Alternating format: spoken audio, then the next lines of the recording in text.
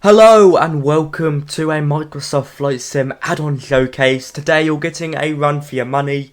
We're talking about not just one but two add-ons that have been released for Microsoft Flight Sim. One of them you'll definitely be familiar with, but it's gone and had a massive update. So without further delay, let us get right into it. Okay, I'm going to first kick it off with SimBrief. SimBrief, which is now owned by Navigraph.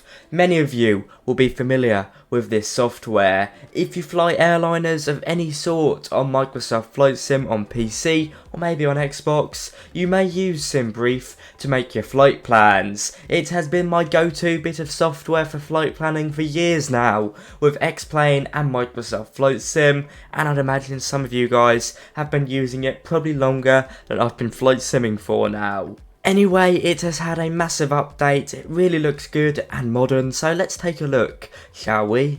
Here I am on SimBrief's website, and as you can see at the moment it looks pretty normal, but as soon as we head into the dispatch system, you're going to be blown away by how different it looks. It does look very good. Now while it's loading up, well here we go, I might as well talk about it now, but anyway, while it was loading up, of course with SimBrief being owned by Navigraph, parts of it are now payware. Luckily SimBrief is mostly unchanged. The only things that remain payware, and they always were the idea that you need to pay for the AIRLINER cycles via Navigraph Unlimited, which is unlimited access to real-world charts and navigation data, most in the form of AIRLINER cycles. As you can see at the moment on my subscription, I'm up to date with 2301. That aside, everything else is free, so it's a wonderful bit of freeware that you can now use not only on PC, but also on your phone. You can see over the last few weeks, I haven't been flying as much as I normally would be. I've been quite busy, but it's quite nice that SimBrief now shows you how many flights you've now completed, or at least put in a flight plan for. If we go to create a new flight plan, it is most of the same thing. It does load a bit quicker, looks a bit nicer, it looks more like something I'd expect in the 2020s as opposed to the late 2000s or early 2010s. Let's just set up a hypothetical flight so I can show you. You know what, let's do it in the A380, though it doesn't exist yet. We're going to be going from, let's go London Heathrow, Echo Golf Lima Lima, to, of course, where else but JFK, so that is Kilo, Juliet, Foxtrot, Kilo, and we're going to be with British Airways. I might already start doing something, but there we go, our flight has been done, and look how quick that was really quick.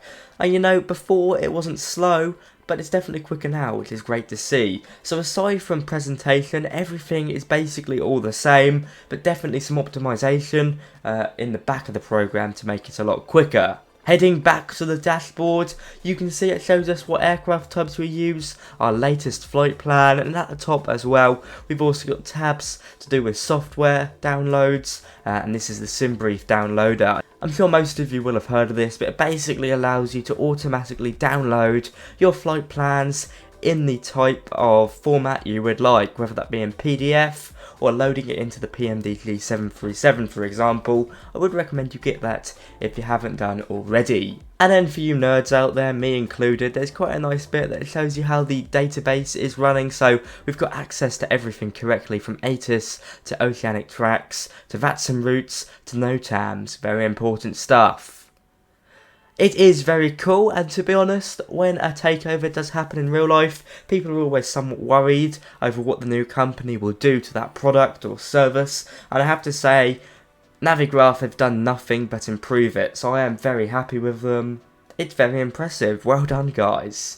You can go onto SimBrief by going to dispatch.simbrief.com, log into your Navigraph account for free, of course you don't need to pay for that, and have fun. It's a really good bit of kit, and look at this, it's showing us all of the active SimBrief routes. I don't know if this is active. Check it out guys, Navigraph, you've done an awesome job. I'm sure the original creators of SimBrief would be very happy with how their product has gone. On that note, SimBrief aside, let's move over to the second add-on in this video. We're talking about the Suhkoi Superjet 100 freeware for Microsoft Flight Sim, which has now been released as version 3.0, and you can download it via the Headwind installer. Now at the moment this isn't definitely a game changer by any stretch of the imagination, but progress has gone on well. Externally it looks very nice, as you can see, but sadly it still relies on a fly-by-wire cockpit. At the end of the day, at least there's good systems in there, not Microsoft Flight Sim's default cockpit, but that will still push people away, and I know I won't be using this aircraft to fly proper routes just yet until they release a proper cockpit. But the model outside is very impressive. Sadly, sounds are pretty much the same as fly-by-wire, but they have made an effort with animations, contrail effects, lights and everything on the outside. It looks very good. A bit of background about this project. This is the Eastern Aviation Simulations Suhkoi Superjet SSJ-100, which of course is a Russian aircraft. Not to endorse Russia in any way because of the war in Ukraine, but it is still a pretty cool plane in my opinion. Sadly though, it's still waiting on a proper cockpit in Microsoft Flight Sim. I of course spoke about this project on my earlier video where I talked about the merger between Headwind Simulations and Eastern Aviation Simulations, so hopefully we'll see product development increase, quicken. There's definitely a long way to go, but if you like the Suhkoi Superjet, you know, at least you can somewhat fly it in Microsoft Flight Sim at the moment.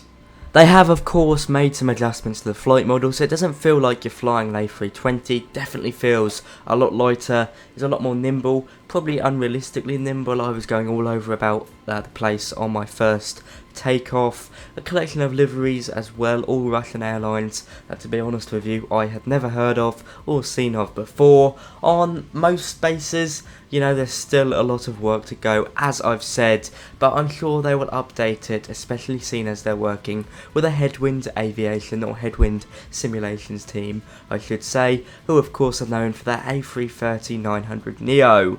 You know, it's great to see freeware projects actually be released for Microsoft Flight Sim. There's still plenty of stuff to be done with it, but it's a lot more progress than we've seen from a lot of projects where they only get confirmed that they're being worked on and are never actually released. So credit where credit is due. Check it out, but don't go expecting anything special. I wish the developers good luck with progress on it. They've done some pretty good things, but definitely as soon as they get the cockpit out, it will be a different ball game by that point. On that note guys, thanks for watching. I hope you've enjoyed this video. If you have, be sure to like, comment and subscribe. I do apologise if there's a bit of an echo. I've moved over to my new studio and it's somewhat empty in here at the moment. On that note guys, have a fantastic day wherever you are. Bye bye.